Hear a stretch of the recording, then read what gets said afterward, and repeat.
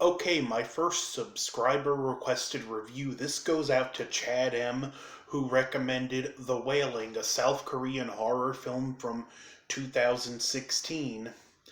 A film that, from what I understand, I watched a couple YouTube videos, did some research on this film before my review. The director actually spent a year editing this film. It's a slow burn, and what I like about the ending is that it doesn't spell anything out for you. It's the unanswered mystery that stays with us the longest and what we'll remember in the end. This is what J.J. Abrams wishes he could do. J.J. Abrams' mystery box is an excuse for lazy writing, where this is talented writing, talented filmmaking, brilliant editing.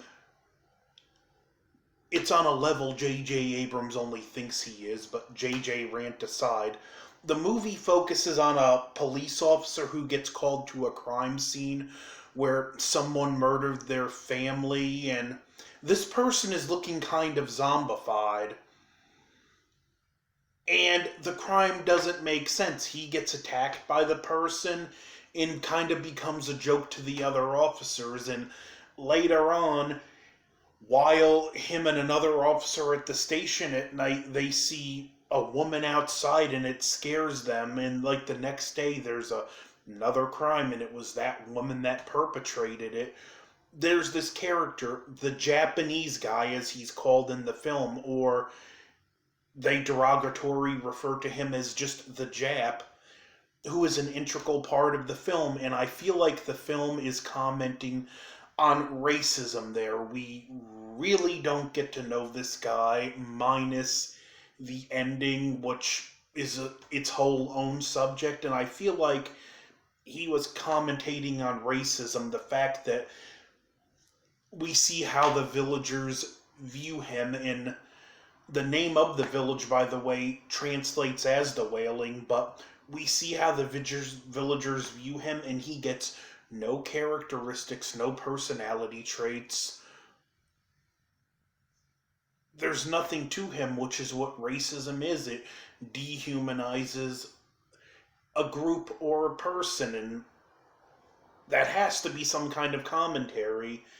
Anyway, more of these strange things start happening with people killing their family, and the Japanese man becomes suspected. The officer we follow, who he's a good character, he's more or less just a regular guy thrust into these supernatural circumstances, and it works really well. His daughter starts showing signs. She even starts getting the lesions on her body that the people that have been affected have, and it keeps ramping up. The film's a slow burn. The first act and a half are really pretty slow, and from that point it just ramps until the third act, which is breakneck speed. And I will talk about one scene I thought was like kind of, it made me chuckle. They're with this guy in the woods and he gets struck by lightning, and the next scene we cut to his wife in bed and we get one shot. It's line that's kind of humorous in itself, like, what's the point of all those health tonics if a bolt of lightning takes you? But it doesn't linger on that humorous line. It goes into her grieving over her comatose lightning struck husband. We also get a shaman character introduced. They hire a shaman to exorcise the demon, and he does two different rituals, one of which is called the Death Hex. And while this is going on, the Japanese man is doing his own ritual, and I call this scene the Dueling Rituals, even though they're have two completely different purposes, and you have to see the film. I don't want to spoil it. And this is where it starts ramping up in intensity to an attack on the Japanese man, and a third act that doesn't spell anything out, that has twist after twist, and they all feel well done. They all feel earned, with a chilling ending with the implications, which again I'm not going to get into. I had just got done watching this movie not 15 minutes ago, and before I did the review, I actually had to gather my thoughts. I really enjoyed this. It's one of those movies that sticks with you after you see it, and you're trying to figure what really happened, what does this mean? And my mind's working now as I'm doing the video, trying to figure things out. There are fan communities that just have so many theories about these films. One of which that may or may not be the case is that there was nothing supernatural. It was a mushroom plague from these toxic mushrooms. Maybe, maybe not. Do I agree with that? I'm not going to say because I don't want to spoil anything, but I love that you have that interpretation. And there's other interpretation. This film has biblical references. I'm sure it has whatever form of Buddhism they practice in South Korea. I'm sure it has references to that, but I'm a Christian. I know my Bible. I can spot the biblical references, but I know nothing about Buddhism, so any references to that over my head.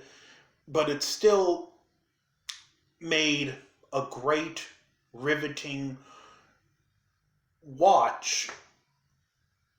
And it's one of those things that keeps you on guard. Like, are these dreams, like, what do these dreams mean that the police officer is having about the Japanese man, where he's eating other people and he's got red eyes? Do they mean anything, or are they just nightmares? It's got that great element to it, and honestly, I believe the director spent a year in the editing room on this film, because it feels like everything that was in this film was meant to be there for a reason. Every edit, every cut had so much purpose that he had to take that much time to perfect his movie. You can actually watch this movie for free on Tubi, and I recommend it. Yeah, the beginning may be a little slow, but once you get past that, you will be invested in these characters, and then the speed just picks up and it just gets better and better. So, my final rating for The Wailing, I'm going to give it an A, and highly recommend you see it. So, pretty cool touch. I didn't expect going into this Montober I'd be getting a subscriber requested review, but here it is. Don't forget to like, share, comment, subscribe, and go check out The Wailing.